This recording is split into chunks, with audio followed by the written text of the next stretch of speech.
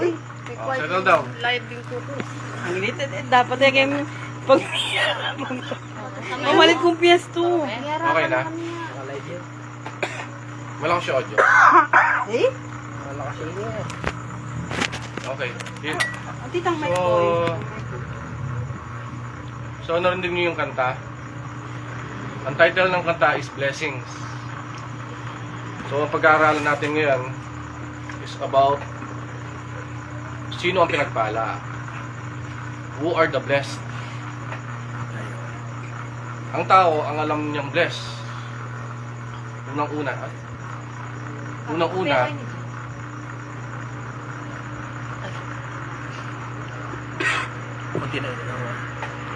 Sino ba ang blessed? Unang-una, di ba? Palagay natin yung mga mayayaman. Di ba? Lalo na kay mga bata. Di ba alam nyo yung mga ay napaka-blessed naman sila. Kasi ang yaman nila.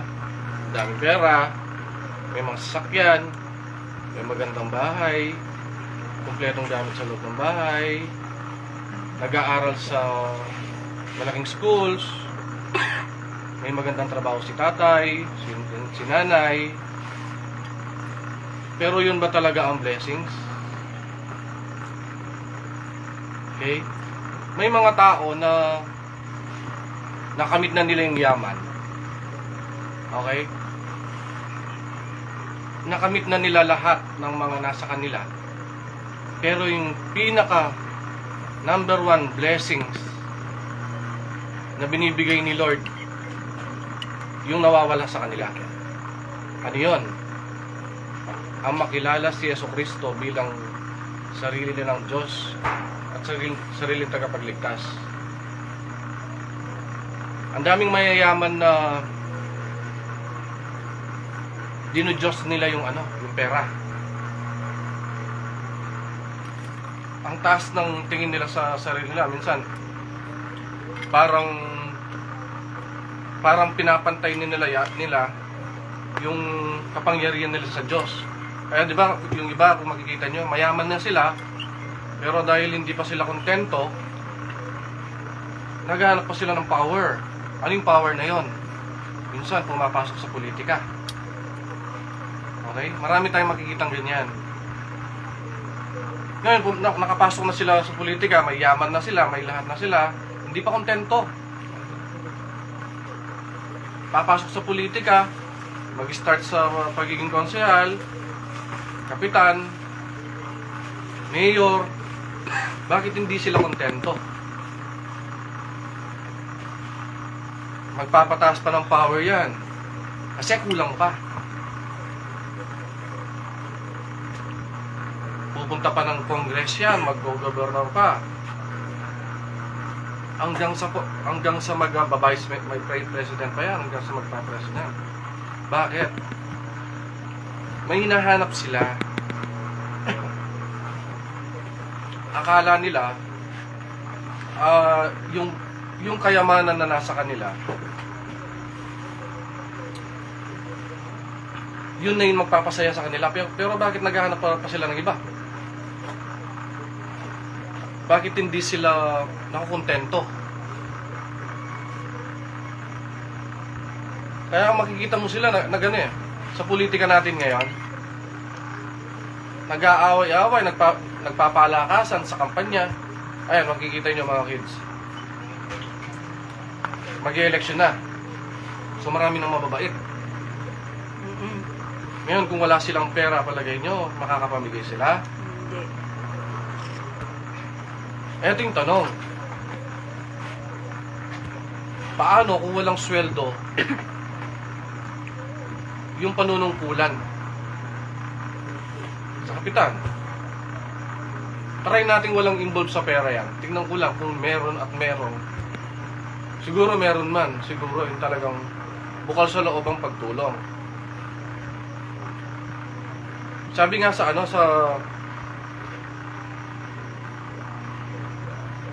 sa Matthew chapter 5 verse 3. Blessed are the poor in spirit. Jesus began, for there is the kingdom of heaven, sabi sa Tagalog. Pinagpala ang mga tawong walang inaasahan kundi ang Diyos, sapagkat kabilang sila sa kaharian ng langit. Sa verse pala nun, sa Mateo chapter 5 verse 3, mas pinagpala pala yung walang-wala ka, kahit wala na sa'yo lahat, kahit wala ka pang bahay. Kaya tayo, di ba, napakaswerte natin, di ba? May mga bahay tayo, nakakapag-aral kayo, may mga trabaho yung mga parents nyo. Pero tandaan nyo, wala lahat yung mga blessings na nasa inyo kung wala kayo kay Kristo. Kaya napakaganda habang bata kayo, naririnig nyo yung mga ganyan. Hindi na kayo maiinggit sa mga taong nakikita nyo puro kalayawan, yung puro yung maraming pera, hindi kayo maiinggit. Alam niyo yung nakakainggit? Kahit pulubi ka lang,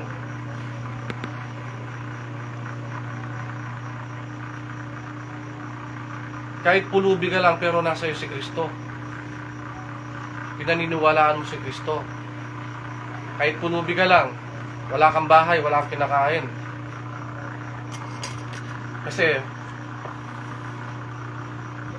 pinaniwalaan nila yung pagdating ni Kristo dito na namatay siya para sa atin at muling nabuhay para sa atin. Kayo mga kids, alam nyo ba kung bakit namatay si Kristo? Bakit din yan? Amen.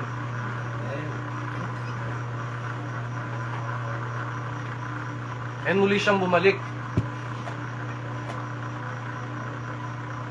para ang lahat ay maligtas. Dahil dun sa message na yon, dun sa dugo at katawan na isinakripisyo niya para sa atin. Kaya walang kwenta yung mga pinaghihirapan ng tao dito eh. Totoo, blessings yung mga ganyan. Sino bang nagbibigay? Ang Diyos. Bakit ka binibigyan ng blessings? Para malaman ng tao na may Diyos.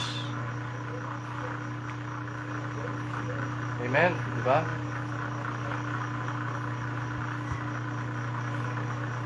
Ngayon, baliktarin natin. Bakit nahihirapan ng isang tao? Bakit nagkakaproblema? Kasi sabi nila, unfair ang mundo eh. May mayaman, may mga maraming blessings, may mga taong hindi binibless. Di ba? Ito kids, tingnan nyo ah.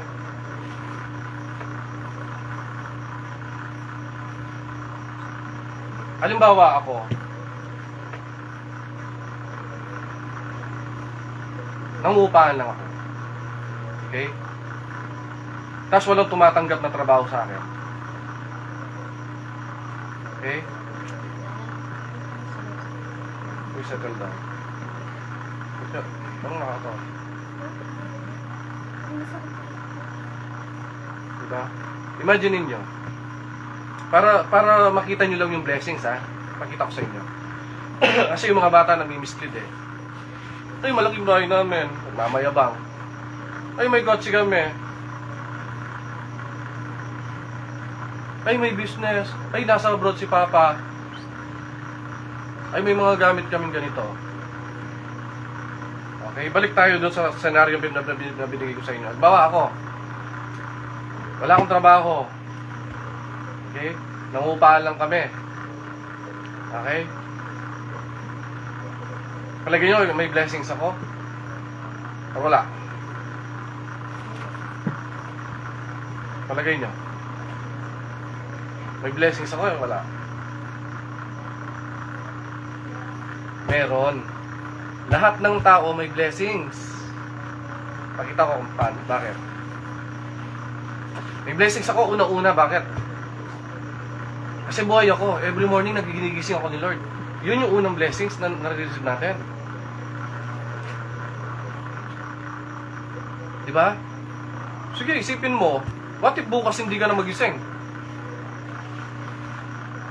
Anong kwenta ng inaakala yung blessings na kayamanan? Sige. Hindi na magigising bukas. O, sabihin mong 10 billion man yan. So palagay mo ako na walang trabaho, pero nagigising ako everyday. Hindi ako pinagpala. Yun ang blessings. Isa pa. May kilala na ba kayong walang paa? May nakita na ba kayong walang paa? Sa TV. Walang paa, walang kamay. So palagay nyo, blessed ako kasi kumpleto ako. Yan. Hindi lang yung pera ang blessings. Una, yung hininga ka, yung nagigising ka araw-araw, yun yung pinakamalaking blessing. Pangalawa, kahit wala ka mang yaman sa mundo, pero ang pinaka kayamanan na hindi natin nakikita yung kumpleto yung buong katawan natin. Diba? Kaya wag nating matain yung mga taong walang-wala. Kasi malay mo, mas blessed pa pala siya sa'yo. Bakit? Kasi malay mo siya. Ina-acknowledge niya yung ginawa ni Lord. Diba? Kasi hindi mo mamatain yung isang tao kung nasa sa'yo si Lord. Diba? Hindi mo sasabihin, ay, hindi mo siya kukutsain na, ay, gusgusin. Ay, walang pera. Ay, baliw. Diba? Hindi mo alam, mas bilis pa pala siya sa'yo. Bakit? Kasi naniniwala siya kay Lord at siya ay may salvation. Ngayon, ano yung pinakamagandang blessings? Ang pinakamagandang blessings na mararanasan ng isang tao, hindi yung buhay dito sa lupa. Bakit? Daniel, di ba yung tao na mamatay? Di ba? So, walang forever, di ba? Walang forever, no? Totoo, no? Walang forever dito sa mundo. Ang mundo, darating yung araw, mawawala. Bakit tayo magpapagal sa mundo? Bakit tayo magpapagal sa mundo na hindi kasama si Lord? Na parang sa pansarili lamang. Alam niyo yung pinakamagandang blessings? Yung pagkatapos ng buhay natin, naharap tayo kay Lord. Na pag umarap ka kay Lord, tatanungin ka niya, o Kaylen, o Daniel, anong ginawa mo nung nasa lupa ka?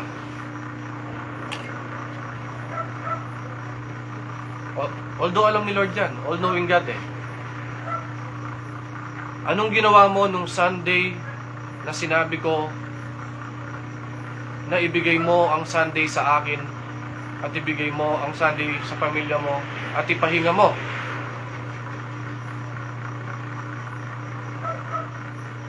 Anong ginawa mo nung sinabi kong mahalin mo ang iyong kapwa? At lastly, anong ginawa mo nung sinabi kong ipalaganap ninyo ang aking salita? Yun yung kailangan nating ipag-prepare. Yun yung pinaka-importanting kailangan nating i-prepare. Yung life after death. Kasi bakit? Ito yung pinakamandang blessings. Yung walang kamatayan. Walang tatanda. Bata tayo all throughout. Walang problema. Walang nagkakasakit. Hindi ka pagpapawisan doon. Alam mo yung gagawin nyo doon? Kasama natin si Lord. Wala tayong gagawin kung hindi sumamba. Mag-praise. Mag-praise ka, di ba? Anong church nyo? Anong church? Pulpit of Grace. Pulpit of Grace. Ayun. Anong purpose ng isang church? Kung bakit niya ginagawa yun? Doon sa preparation. Parang practice lang. Kagaya nung Bible study natin, naka-record. Kagaya nung Bible study natin last time.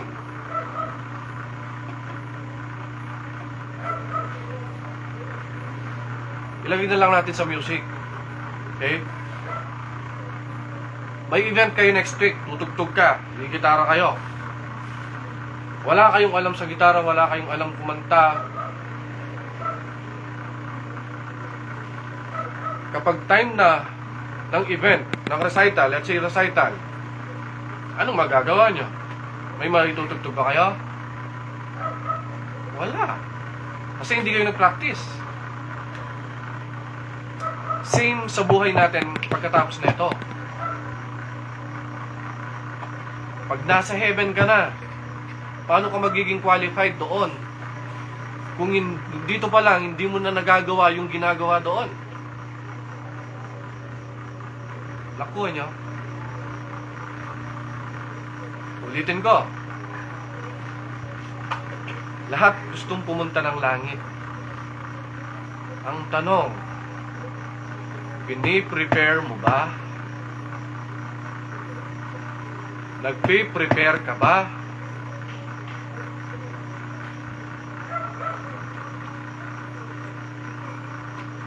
O nung dito ka sa lupa, puro sarili mo lang ang ginagawa mo, hindi ka qualified. Kasi unang-una, bakit? Ang number one na kalaban ng isang tao ay sarili. Pride. Kaya nga binigyan tayo ng free will eh. May freedom tayo, may free will tayo para piliin ang mali at tama. Diba?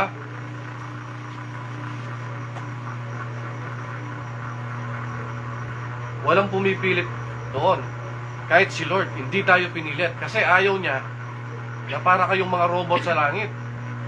Ano, pipindutin kayo sa iyo, sige mag-praise kayo nang wala sa puso nyo. Siyempre, ang gusto niyo mag-praise doon, yung mga taong nakikita niyang tapat na naglilingkod sa kanya, dito pa lang.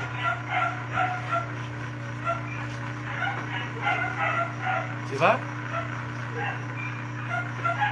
Ano lang, kumbaga, 1+1 lang yung yung Bible study natin.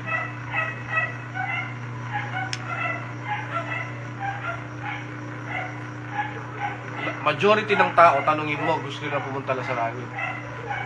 Pero, habang nandito sila sa lupa, habang nandito sila sa mundo, ayaw nilang gawin yung mga ginagawa sa langit.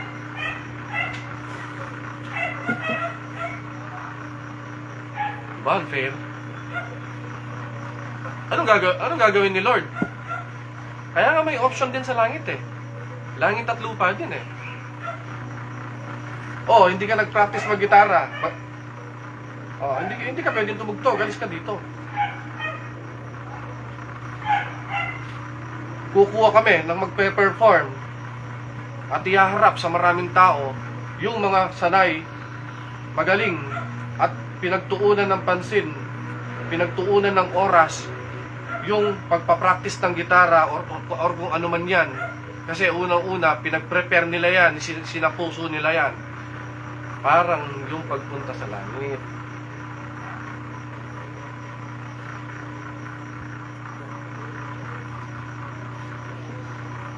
So, yun, at the end of the day, may choice pa rin tayo.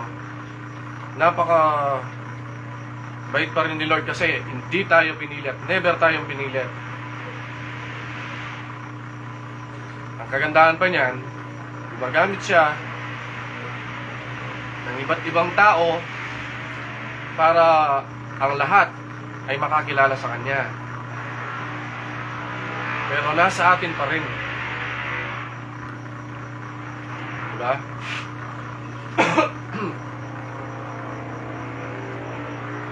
Kaya wala nang nakakaawa. Ang pinaka nakakaawang tao sa buong mundo, kahit sobrang yaman pa yan, Kahit may aeroplano pa yan. Kahit may barko pa yan. Kahit yung lupa niya, silaki na ng Pampanga. Siya pa rin ang pinaka nakakaawang tao kung wala sa buhay niya ang ating Panginoon.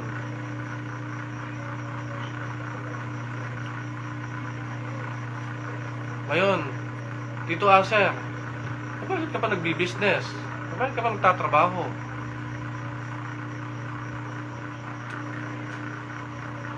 Ano yung ganda? We pray for blessings, di ba? Ginagawa ng isang Kristiyano. Let's say ako, sa part ko,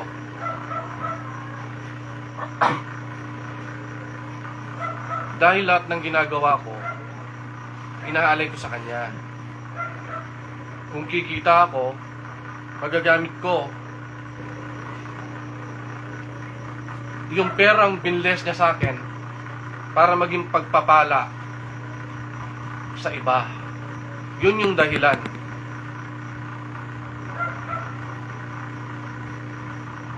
Si Gary B, isang Kristiyano.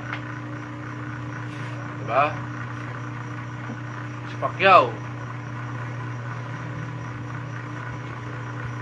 ibinabahagi nila yung blessings na binigay ni Lord sa kanila sa mga tao upang yung mga taong yon na nakatanggap ng blessings na dapat magmula sa taong nagbigay na ang blessings na yan hindi galing sa akin. Naging instrumento lang ako para mabigay yan dahil galing yan sa Lord. So maging daanan tayo ng pagpapala na yung pinaka main purpose natin nasa lahat ng mga nabibigyan natin ng blessings at sa mga hindi man na i-share natin yung pinakamahalagang blessings. Huwag nyo ikahiya. Yan na. Okay?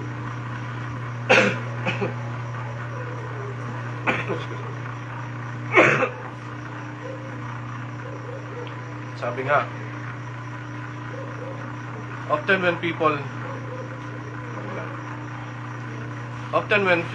people are really rich or famous, they are not humble enough to realize that they need God.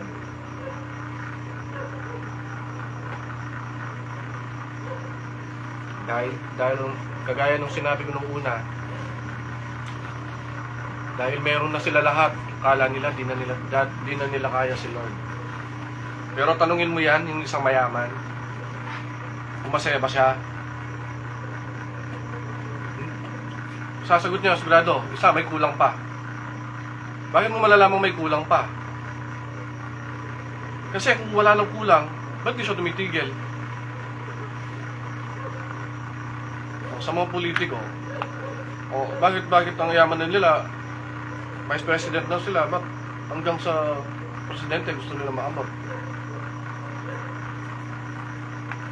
Walang masama doon sa pagiging ano, sa politiko, walang masama. Pero kung inaalay mo yan at bitbit mo yung salita ng Diyos, yun yung pinakamaganda. Kaya ang bansa natin, kung puro Christian ang politiko, walang corruption. Imagine, trillion worth of pesos sa dinami-dami ng politiko.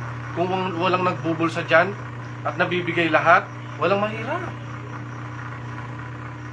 Kung lahat Kristiyano,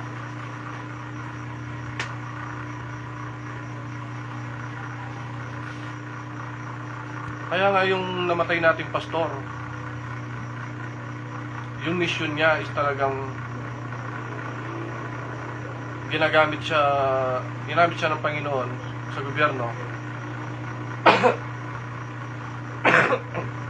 sa Office of the President. Yung mission nila, bawat barangay ay bawat bahay may sambahan. Yun yung gusto nilang implement at sana may magtuloy. Ano yung purpose doon? Bawat bahay may sambahan. Ang unang mag-lead sa isang tahanan, ang padre de pamilya. Sino ba sa atin ang nilid tayo ng tatay natin kay Lord? Sino? Wala. Yun yung nakakalungkot. Yun yung nakakalungkot. Yung pinaka-importante, yun yung hindi natuturo. Kaya wag na kayong magtaka. Lalo na yan sa mga kaibigan ko. Hindi sanay na nakikita ako. Bakit ko ginagawa to? Kasi napaka-importante. Imagine kung sa isang pamilya, kasama mo si Lord, palagay mo, yung anak mo susubok na magbisyo yan. Kung tinaniman mo siya ng mga salita ni Kristo. Diba? Pangalawa, bilang head of the family, kung ano ka,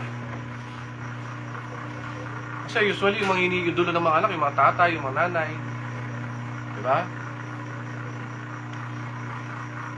Araw-araw, bitbit mo yung sigarilyo, pinapabiling pa yung anak mo. Araw-araw umiinom ka. Magtaka kung dating araw, ganun din anak mo. Pero araw-araw, salita ng Diyos ang naririnig ng anak mo sa iyo. At yung mga mabubuti mong gawa. Ngayon, kung mali man ang landas yung anak mo, siguro, minimal percent na lang yun.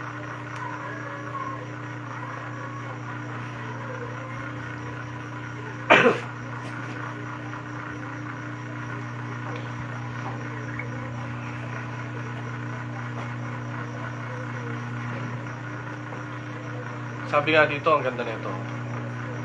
Blessed are those who want to know God as much as they want food and water. Kahit wala ka nang makain sa harap mo, magpapasalamat ka pa rin. Magpapasalamat ka pa rin sa blessings. Kahit walang pagkain sa harap mo. Pero alam mong gagawin ni Lord? Dahil sa nananampalataya ka sa Kanya, hindi ka niya pamabayaan. Anong nangyari nung pinapastulan ni Lord yung mga tao? Ang daming, 5,000 na kalalakihan nata. May ilang tinapay lang at ilang tilapia. Sabi ng mga tao, gutom na sila. Anong ginawa ni Lord? Umapaw, di ba? Sumobra pa. So kaya kailangan natin panampalatayanan yun. Isa pa, napaka-blessed din yung mga taong uhaw sa salita ng Diyos. Ulitin ko, napaka-blessed ng mga taong uhaw sa salita ni Lord. Wala nang sobrang blessed kundi sa kanila. Sabi nga sa Matthew 6:32, seek ye first the kingdom of God, and all these things shall be added unto you. Diba? Kahit walang-wala ka ngayon, ibigay mo kay Lord. Anong palatandaan ng isang uhaw sa salita ng Diyos? Kada may gawain, excited yan. Kada magcha-church, excited yan. Bible study, excited yan. Basta in-invite mo yan,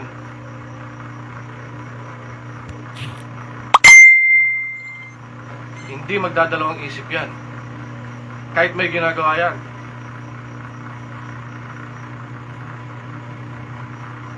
Kahit napaka-importante pa ng ginagawa niyan. Bakit? Alam niya na wala nang mas importante pa sa pinangako ng ating Panginoon. Diba? Sabihin mo, importante. Anniversary namin ng jowa namin. Ha? Sabi ko nga, walang forever. Hindi maghiwalay, ha? Ibig sabihin, walang forever kasi may namamatay tayo. Hindi lang tayo mamamatay, yung buong mundo ito mawawala yan. So, yun lang. Ano yung importante? Ano yung pinaka-importante?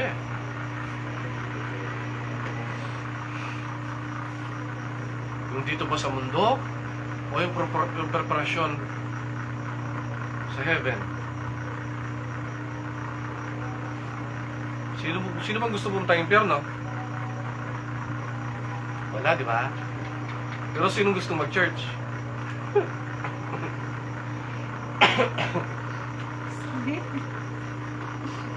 Diba?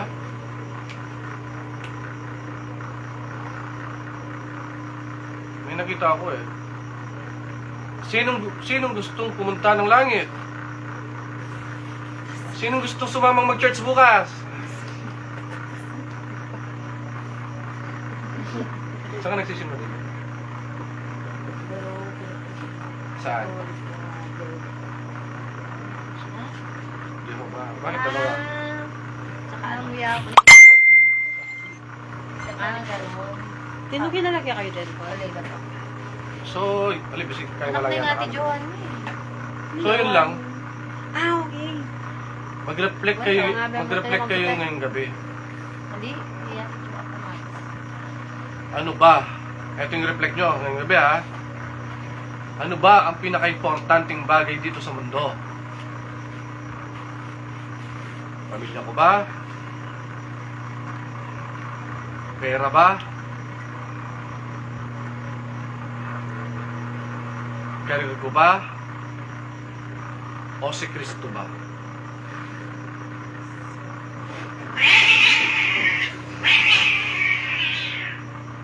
Of course, lahat yan importante, di ba? Hindi ko sinasabing hindi importante yung iba, ha? Ang tinatanong ko, ano ang pinaka-importante? Si Cristo. Ngayon, pag-isipan nyo, mamaya, mag-pray kayo.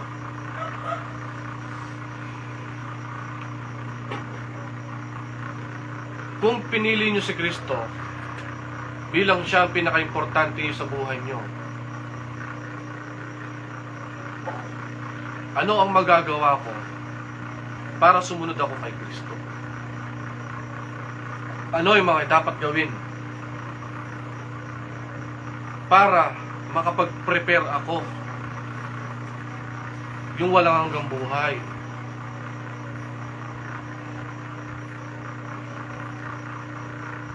Ano ang preparation? Papuntang langit. Alam nyo guys, iniisip ko pa lang, excited na ako eh. Kasi isipin mo lang ha. Pag nasa langit ka na, parang nakapunta ka sa New Zealand, Australia, Canada, US. Diba dito pinapangarap lang natin? Diba? Pero doon alam nyo, streets of gold. Diba? Tapos dito, pera. Nagpapasira sa pera yung tao. Simple 100, nagpapasira ka. Nagpapakabaliw,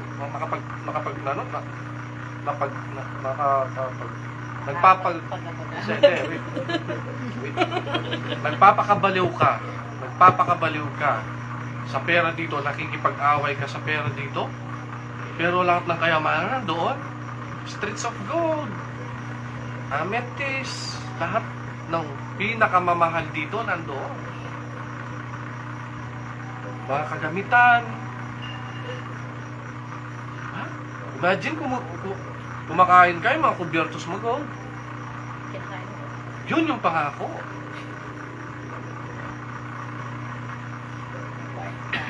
Tapos, hindi malamig, hindi mainit. Pero pag sinakripisyo mo yung buhay na walang hanggan, ito rin kabaligtaran. Nasusunog ka sa dagat-dagatang apoy na inuuod yung mga mata mo. Minuto, oras-oras. Habang buhay. Minuto, oras-oras. Habang buhay kang magsisisi. Pagpapalit mo yon dahil lang sa free will, dahil lang sa sariling kapakanan dito sa mundo.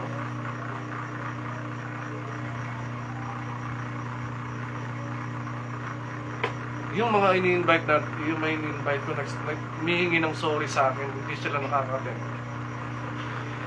Sabi ko, hindi nyo kailangan humingi ng sorry sa akin.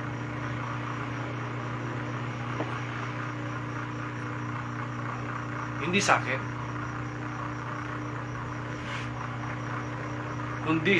Kundi kailangan nating humingi ng tawad dun sa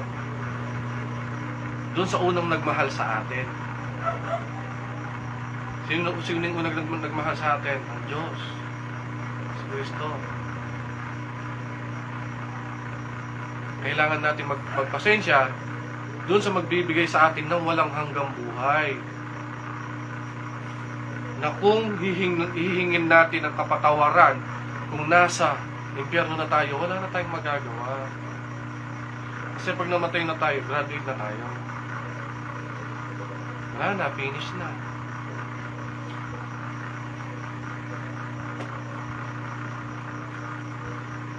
Ito, anak, napakaganda pa.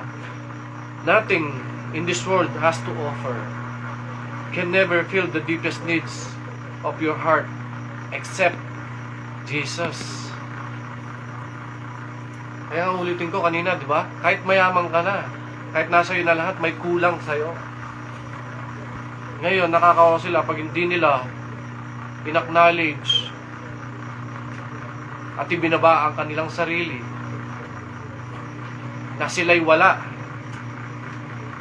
Yung mga kakayahan nila wala. Yung mga kayamanan nila wala. Hanggat hindi nila in-acknowledge na si Jesus lamang ang daan at wala nang iba. Siya ang sagot kapag ikay nalulungkot. Amen, Brad? Siya yung sagot kapag ang dami mong problema kinakaharap. Diba? Huwag kang pa-depress.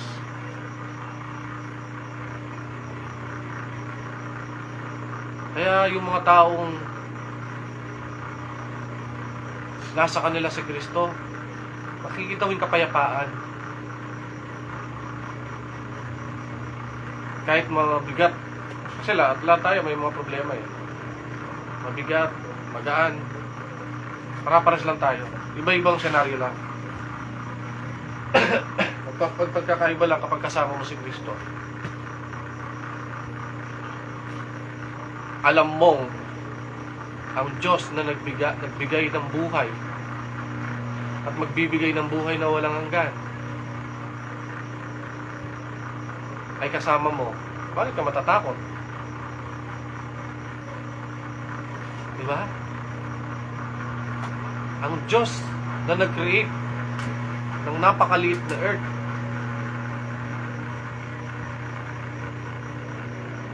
ay kasama mo.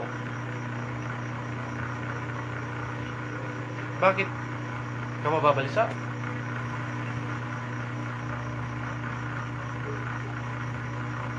Kaya ang Kristiyano, masayahin yan. Kaya gusto ko ma-experience yung brotherhood namin ng mga kasama eh. Ang tatanda na nila, di ba? Pero parang mga bata, eh, si Brad Kevin, experience na. May experience mo rin, bro. Parang kang bata, walang malisya, makikita mo sa mata, na talagang parang bata, no? Walang kasalanan, walang problema.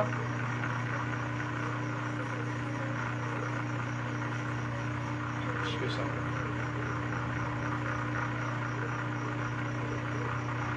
So yun, ha? Makikita mo talaga sa isang Kristiyano ang galakan, ang saya, Kasi wala man sa kanya lahat. Pero nasa kanya pinaka-importanting bagay sa mundo. Ang Diyos. Kahit pulubi man yan, makikita mo yung galak sa kanya. Kahit napakahirap man yan, kahit nagdidildil na lang ng asin, makikita mo yung kasiyahan sa kanya. Tanungin mo, bakit siya masaya? Kasi kasama niya si Kristo.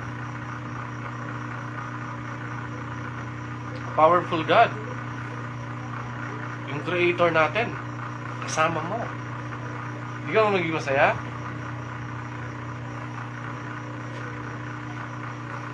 Diba? Sagutin ko lang ito, baka... Hello, good evening. Good evening po. Yes?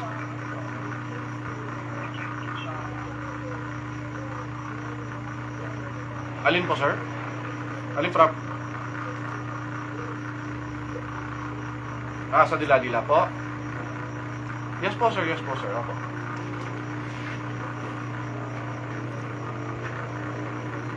Yes, sir. Commercial po yun, sir. Kagandahan pa nun. Commercial road sa harap. Ay, provincial road sa harap. Barangay road sa likod. All cemented. So, may up and down na bahay. May warehouse bed. Ano po yan, sir? Opo. Kasama lahat yun, sir? Kasama po lahat yun? Ay, opo, pero opo. Yung pwesto po ng lumber, kasama po yun. Lahat na po yun, sir. Yung nakita niyo po sa video, sir. Lahat po kasama yun, sir. Opo. Actually, sir, yun, binibenta lang ng zonal value. Yung zonal value po ng commercial lot dito sa atin sa Dila-Dila is 5.5. Pero kung pinag-conversion ng 5.5, sir, kasama na lahat. So, yun, ang madami po tayong employees, unahan na lang po saan, sir. Kailangan lang ng bayan. 5.5 po, sir. Ang kagandahan po yan, so meron pa lang seller ng CGT at transfer. Opo, kaya fix na po nakalagay yun pero sagot na po yung CGT at saka transfer.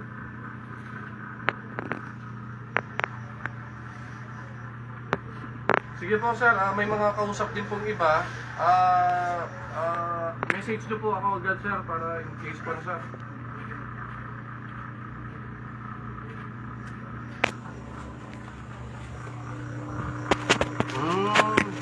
Ano, sir, meron, sir, kaya lang yung location nila hindi na ganun kaan eh. Ito yung pinaka...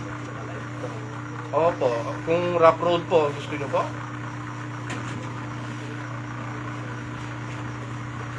Ano, sir, paghanap kita sige, sir. Kung hindi nyo po gusto yung dito sa ano, pero ito, sir, best deal na po yung dito. Konting ano na lang. Opo. Sige, sir, paghanap kita, nag-message kayo sa Facebook. Anong pangalan nyo po, sir? Okay, noted, sir. Mamaya, sir, update kita na. Thank you. Okay, thank you po.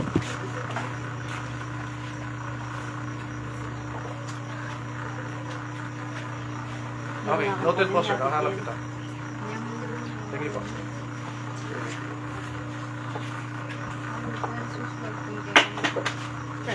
Okay, game.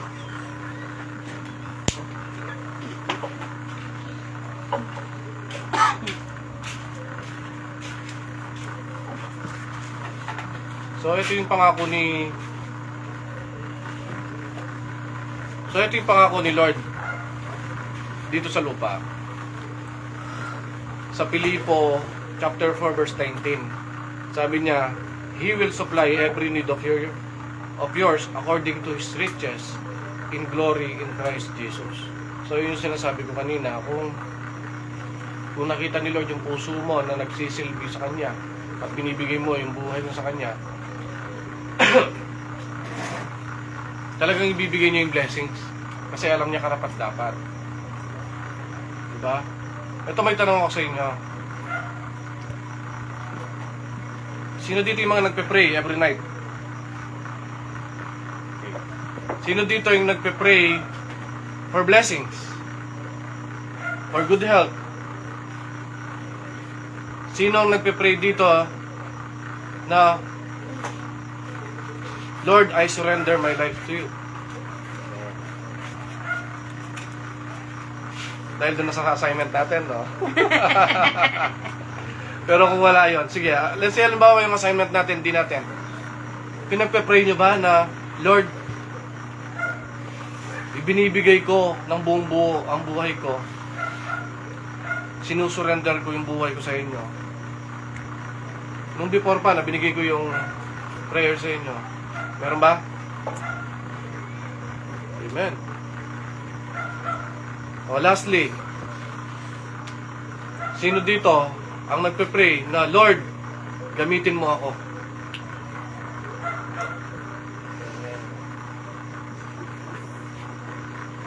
Amen. So, what if, ganito yung gawin natin. Mag-pray tayo. We ask for blessings.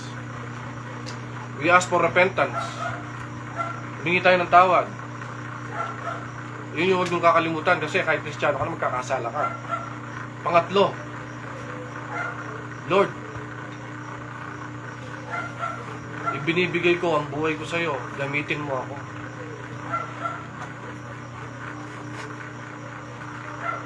Gamitin mo ako.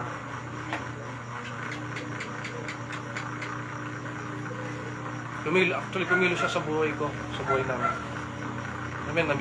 Kaya kami dinala sa church na to na hindi well-known na church. Came from nowhere na church. Isang church na nagsimula lang sa isang pamilya, yung nag-a-attend pamilya lang.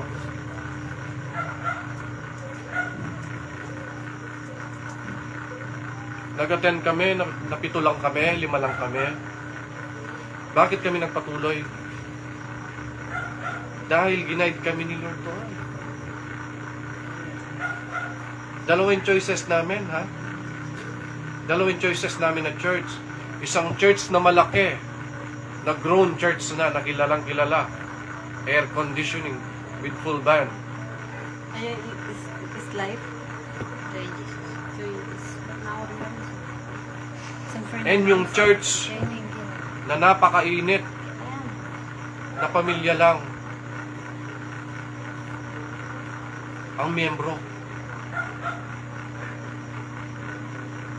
Ako bang nag-decide? Kasi ako magde-decide, doon ako sa malaking church. Pero I ask God for wisdom. Nasabi ko sa kanya, ito, inisip ko talaga yan. Sabi tayo. Kasi pala, may purpose.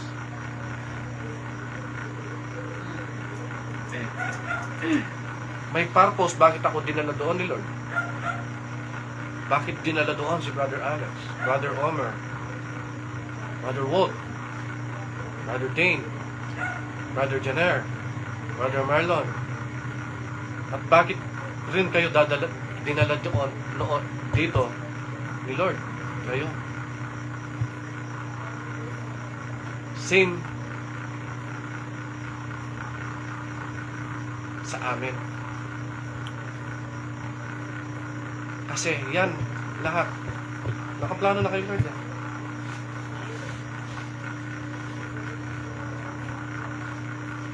And yung purpose din, kung bakit ang agang nawala ni Pastor,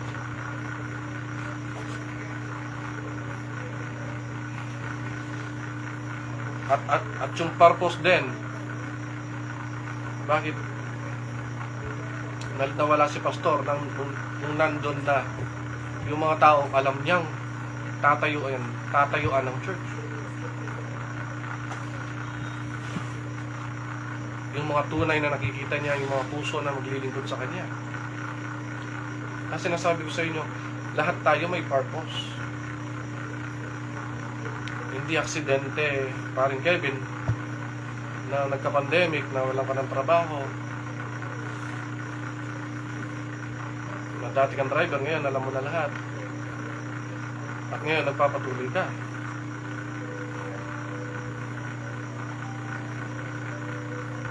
Same sa inyo. Hindi rin aksidente Dati. na 10 years ka, brads. Sa Islam, hindi mo na nakita doon ang kapayapaan na alam ni Lord na dito ka magagamit. Ay bigay natin yung puso natin para maglingkod.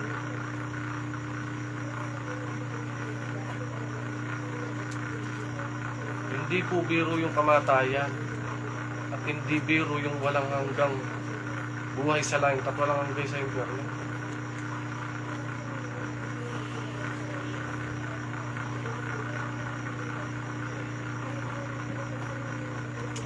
So yun, yung prayers natin na makikita nyo at makikita nyo yung pagbabago sa buhay nyo.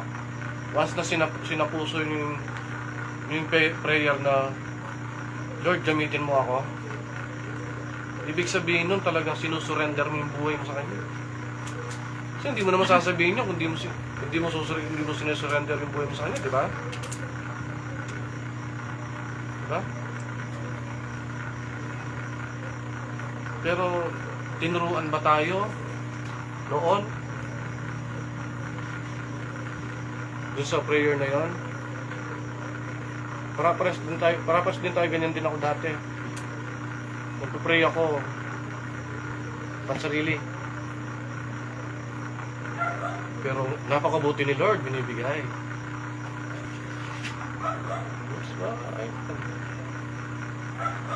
Yeah. May mga kasama tayo dito na talagang napakahirap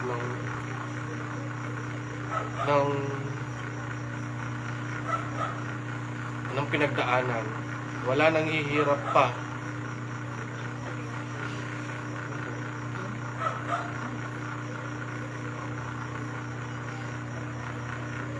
Wala nang hihirap pa.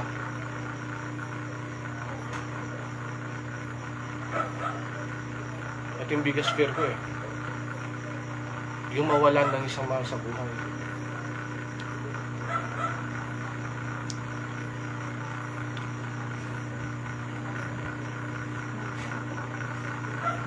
Diba? Wala nang hihirap pa. Pero alam mo yung mahirap? Yung alam mo na hindi sila sigurado kung nasaan sila ngayon. Pero kung alam mo kung nasa langit sila, magiging masaya ka. Kung alam mo namatay sila, na surrendered yung buhay nila kay Lord, magiging masaya ka. Kasi alam mo, makakasama mo sila doon eh. Bakit feeling mo pag nandun na tayo, hindi tayo magkakakilala? Ang hindi natin makakilala, yung mga taong napunta sa impyerno, hindi mo na sila makikilala. Kaya nga walang sakit doon eh. Pero makikilala mo yung mga taong sinurrender yung buhay kay Jesus. At magyayakapan tayo doon. Yun yung pinakamasarap. Kaya, anong dapat natin gawin?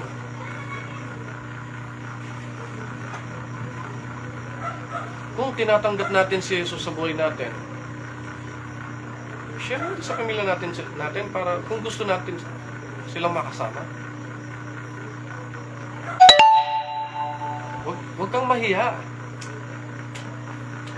Anong sabi sa Bible?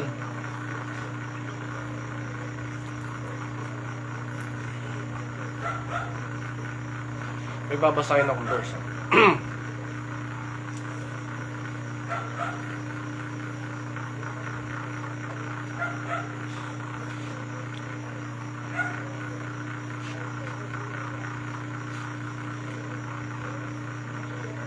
Timoteo chapter 1 verse 18.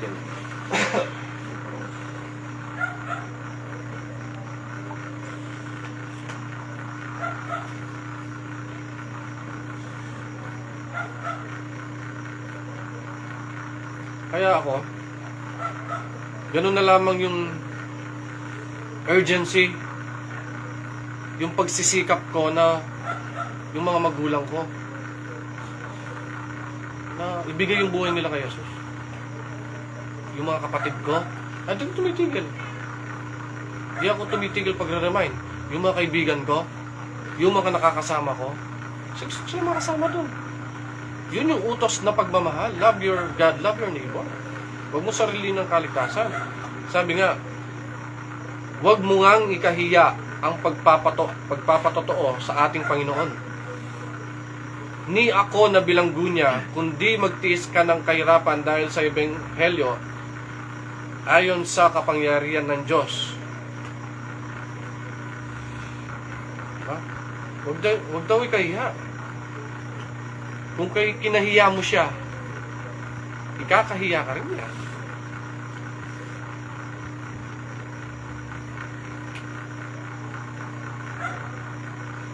Ito, testimony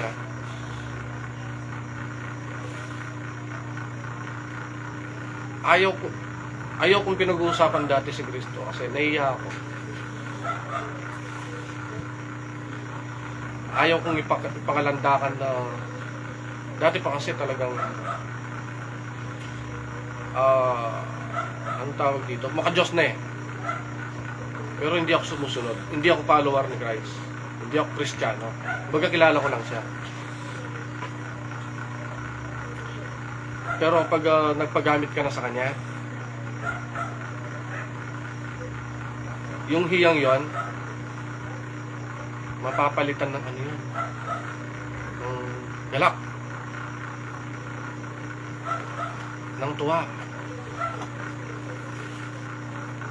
ng wisdom. Bibigyan ka niya ng wisdom bibigyan ka ng talino Ngayon, paano ka magkakaroon ng wisdom? Read your Bible. Sino ang may Bible? Sino ang binabasa niya ang Bible every day?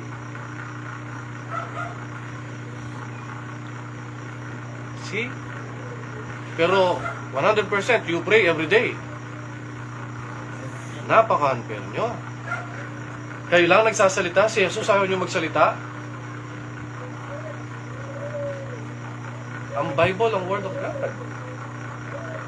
Siya yung nagsasalita. So kung nangungusap ka sa Kanya, ayaw mo siyang magsalita sa iyo. Isa pa, preaching every Sunday. Doon ang gagaling ang wisdom. Prayer meeting every Thursday. Bible study every Saturday. Yan yung wisdom na nakukuha nyo niya, na kapag sinapuso nyo, pwede nyo i-share sa iba. Amen? So Daniel, may i-share ka sa mga classmate mo niyan? Ano? Ano ang pinaka-importanting bagay sa mundo? Ano? Share mo sa kanila. Si Jesus. Walang kwentang yaman mo na kung may mayabang sa classmate mo. Walang kwentang yaman mo. Ha? So yun, masyado nang late. Yung mga bata, anong oras na ba? So you take note sa prayer. And closing prayer. Ako na, closing prayer. Tara. Ang aming Diyos na nakapangyarihan sa lahat. Maraming salamat Ama sa gabi ito na kami nagsama-sama upang pagbulay-bulay ng iyong mga salita. Lord, maraming salamat sa wisdom, Lord, na iyong tinuro. Maraming salamat, Lord. At naway tumimo sa puso ng bawat isa ang iyong mga salita at ibigay ang kanilang sarili sa iyo. Gamitin mo sila, Lord. Alam kong hindi posible. Alam kong hindi nagkataon lamang na sila'y inilapit mo sa amin. Kayo, Lord, ang makapangyarihan Diyos na nakaplano na lahat, Lord. Nakaplano na lahat ang mga mangyayari sa mundo. Ang napakabuti nyo, Lord, na isinama nyo sila. Nawa, Lord, magpatuloy sila at bigyan nyo silang wisdom. Magpatuloy sila na pakinggan ang iyong mga salita. Magpatuloy sila, Lord, sa inyong gawain. Malaman nila, Lord, na ikaw ang pinaka-importanting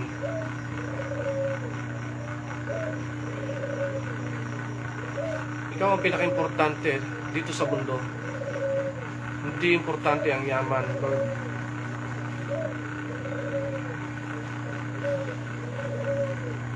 Wala nang mas ihigit pa sa iyong pagmamahal at sa iyong mga pangako na kami bibigyan mo ng walang hanggang buhay.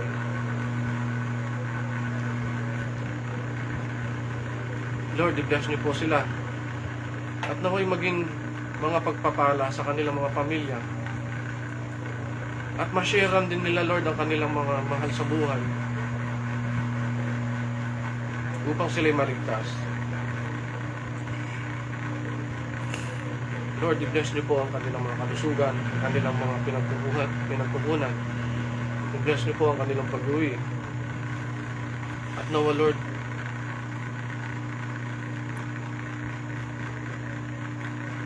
ikaw pangunahin nila higit sa lahat. Maraming salamat, Ama. Ibinibigay mo namin ng lahat sa makapangyarihang pangalan ng aming Diyos at sa iyong tagapagligtas na si Kristo Jesus amin. Tara, kamusta?